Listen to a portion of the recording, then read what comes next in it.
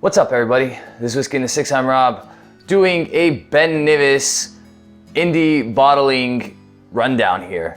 So I have the Ben Nevis from Dramore. You guys have seen Jeremy and I open and taste these Dramore expressions. This one is 53% and it's 8 years old, aged in a white port barrel, or finished in a white port barrel anyway. This one here is a first editions, Ben Nevis 1997. All right, 57.8%, bottled in 2020. All right, so 23 years old and 57.8%. I believe this was a Sierra Springs exclusive, if I'm not mistaken, and it's on loan to me by my buddy Peter White, as well as this 6-year-old 2015 bottled in 2021 Ben Nevis. This is the lowest in ABV, still unchill filter, no added color, 47.5%, and it's a Carnmore. So 3 different expressions. The reason why the youngest is at the end here is because it's peated. The other 2 are not, or at least they are very, very lightly peated. Gonna nose them, taste them, and give them a mark. Starting over here with the 8-year-old white port. So, really interesting nose on this one. Get a little bit of like a green grape, like a green grape jam even. Nice vanilla sweetness. Icing sugar kind of notes. It's like a bourbon cask influence amped up in sweetness and fruitiness. That's kind of what I get here. I wouldn't know for sure that this is port by nosing and tasting it. Obviously I know because it's on the label. But if I had this blind, I wouldn't think port. I might think like Madeira or Sauternes, but not port. On the palate.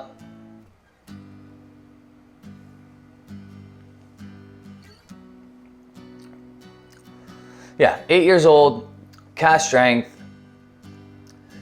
very, very approachable at 53%. This one I think is fairly expensive. It's about 120 bucks for what you're getting, but still very good. So if you want to try something a little bit different, I'd recommend this one. Good stuff. Originally, I think Jeremy and I scored this around an 88.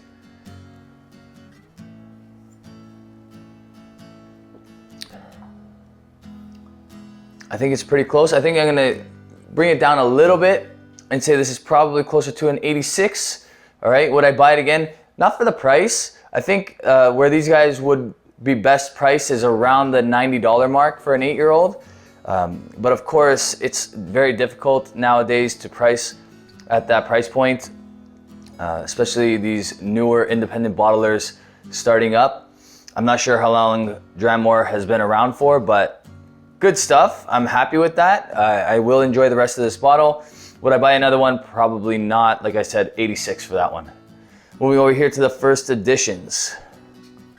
All right, so this is aged in first fill sherry, I believe. Really nice nose. It kind of has the same nose as the Aberfeldy Gordon MacPhail Connoisseur's Choice that I had a while back. Very similar anyway. It's a refill sherry, but it says it right here. 243 bottles of this. I'm not sure if Sierra Springs has any more of them, but I believe it was well priced according to my friend Peter.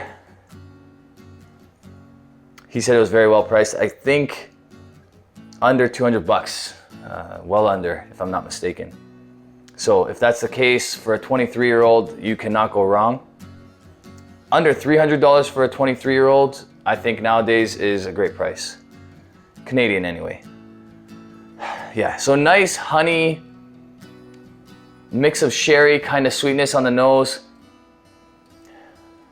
I think Ben Nevis does very well in any cask, to be honest with you. I think it's just one of those whiskeys that does well in blends, does well as indies, and Ben Nevis itself, although I have yet to try an official bottling of Ben Nevis, I've heard very good things. Really nice nose. Yeah, like a mix of honey sweetness, some red fruits, nice little saltiness. I'm not sure where that's coming from, but it's there. On the palate.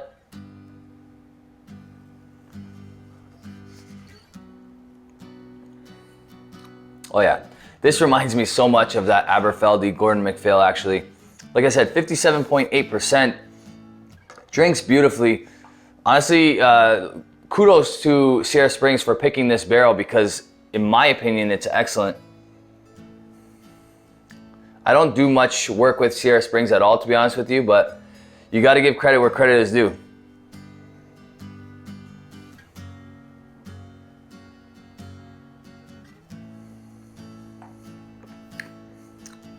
Yeah, really nice. And by not doing much work with Sierra Springs, what I mean by that is I don't actually buy from Sierra Springs pretty much at all.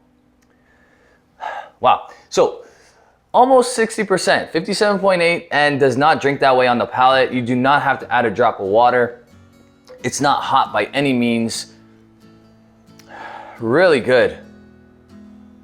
And anywhere under $300, this is definitely an easy buy in my opinion.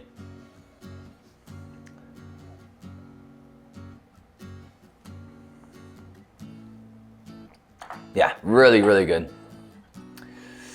Yeah, Peter's gonna enjoy the rest of that bottle. I had a couple drams from it. Excellent stuff. Each one got better and better. This is no exception to that. I gotta give this one a 90.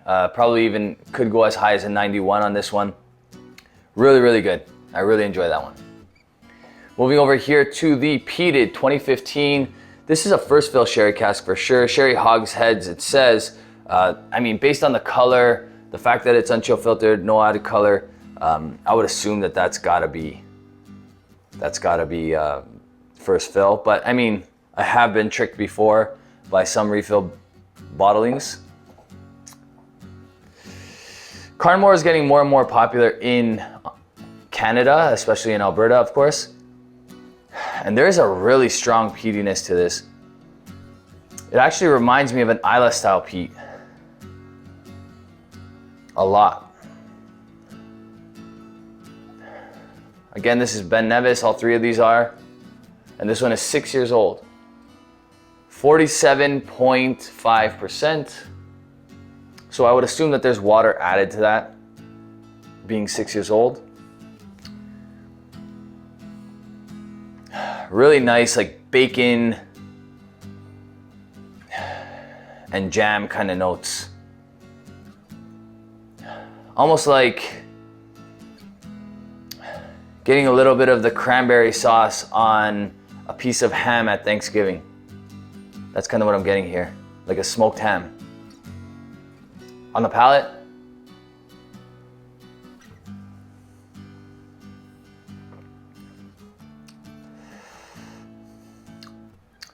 yeah, surprisingly there's like a little bit of like an iodine note on the palate. It's a little medicinal, not necessarily barbecue forward, but very good. For 6 years old, it's actually pretty surprising how good this is. I think this is the new wave where companies have to start bottling things around 6 to 10 years old, just to kind of show what their distillery characteristic is. Obviously, these are all three independent bottlers, so obviously that's not the case here, but Carnmore did a good job of bottling this at the ABV, and I believe it was only like 80 bucks Canadian.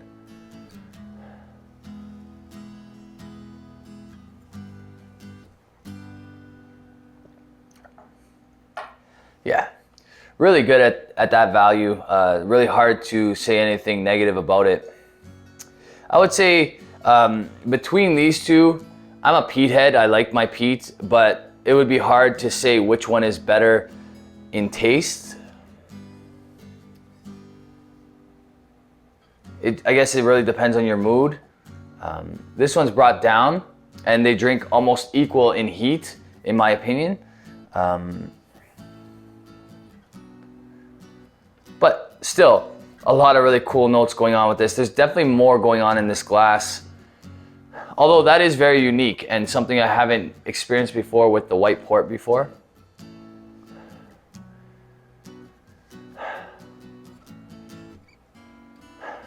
Very nice. I'm gonna give this one more sip and give it a mark.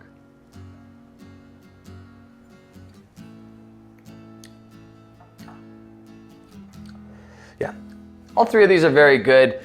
For the price, I would definitely buy these two here. This is a little bit expensive. It's a good first go, so buy a bottle, experience it. It's nice to have a new experience like this, to upload that information into your experience database. So I'm happy I bought this bottle. I probably wouldn't buy a second, but I'm happy with the experience, and I would recommend you grab maybe one of these, or at least something that's white port cask influenced, to upload that information into your brain. This one here, I have to give this one about an 87. It could go as high as an 88. I wouldn't go too high with this, somewhere between an 86 and an 88. It's very good. It is 6 years old. It doesn't drink 6 years old. It drinks a little bit older, which is cool. But like I said, that's brought down to 47.5, and these other two are cask strength. So that does play a factor here. So just to recap, 86, 90, and 87, let's call it. All right, really good stuff. Do I like this one much more than this one? Probably just because it's peat influenced. I'm leaning more towards the one on the left because that's kind of where my palate leans these days. I want to try some Ben Nevis OBs, see what those are like, and see if I continue to have positive experiences with the OBs that I do with these independent bottlings of Ben Nevis. That's it for me, guys. I hope you liked this video. If you did like this video, give it a thumbs up. If you really liked the video, you can hit the subscribe button. You can follow me on Instagram, Twitter, Facebook, and you can support this channel on Patreon. Cheers.